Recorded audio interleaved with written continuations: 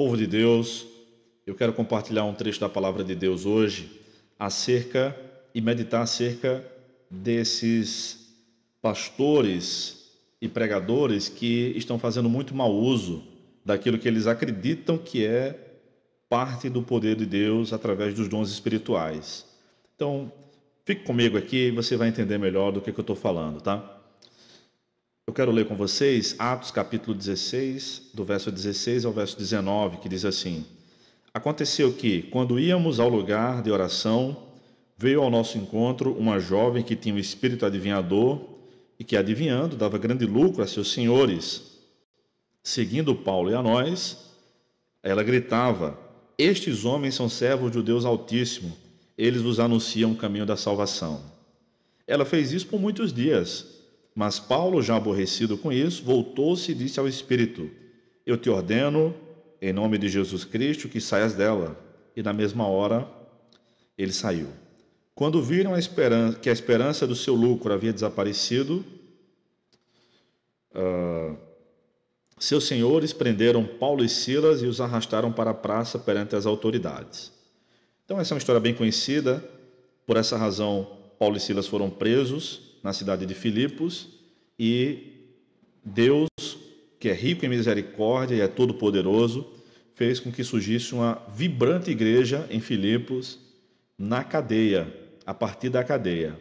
E essa igreja, mais tarde, se tornou uma grande mantenedora do ministério apostólico do apóstolo Paulo, e até tem uma carta do apóstolo Paulo na Bíblia, endereçado a esses irmãos da cidade de Filipos, a carta aos Filipenses, obviamente.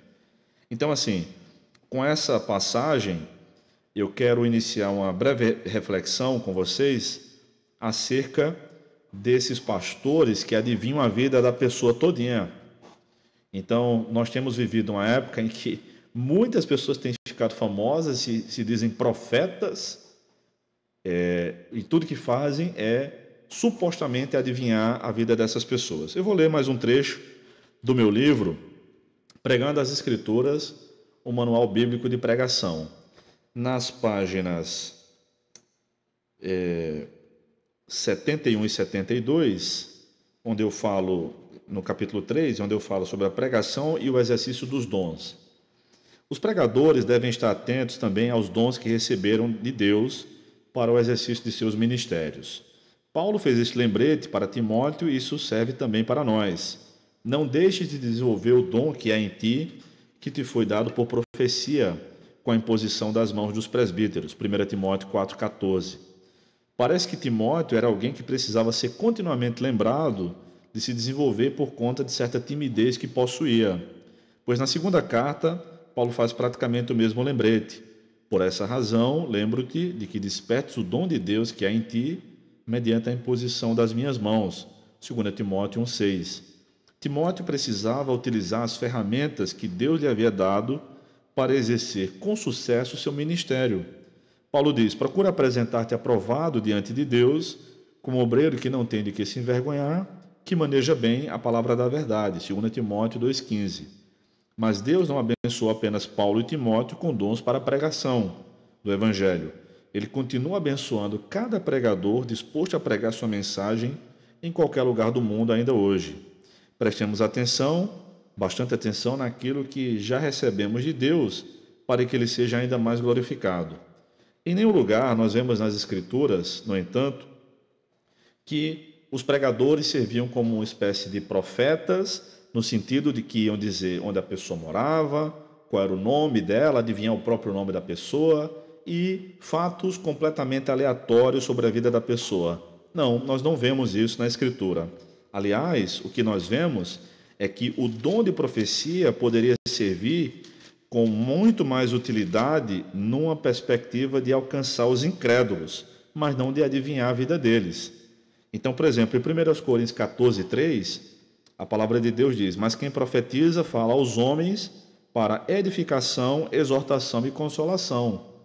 E, mais à frente, em 1 Coríntios 14, do 23 ao 25, nós lemos o seguinte: Se, pois, toda a igreja se reunir num lugar e todos falarem em línguas, e entrarem pessoas não instruídas ou incrédulas, pessoas que não entendem o que está acontecendo, Por acaso não dirão que estáis loucos?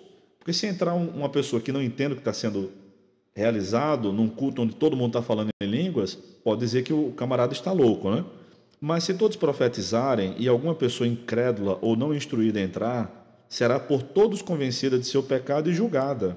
Os segredos do seu coração se tornarão manifestos. E assim, prostrando-se com o rosto em terra, adorará a Deus, afirmando que de fato Deus está entre vós. Então, a profecia possui sim esse aspecto de revelar os segredos do coração de um incrédulo, se for o caso, mas os segredos do seu coração, para que esse homem ou esta mulher reconheça que Deus está presente num culto cristão e reconheça que Deus é digno de adoração e essa pessoa passe a adorá-lo, enfim. Então, assim, nós temos visto não isso acontecendo, mas pessoas que não pregam absolutamente nada da palavra de Deus e alguns até que não leram a Bíblia toda ainda, como é o caso de um garoto que está por aí famoso, né? Que tem apenas 14 anos de idade, deveria estar na escola, ou na escola bíblica também, mas está por aí rodando o Brasil todo, cobrando R$3.000, R$3.500, para supostamente pregar e dizendo que é profeta. Não é. Lucas 16:16 diz que a lei e os profetas duraram até João. Agora em diante é pregado o evangelho do reino de Deus.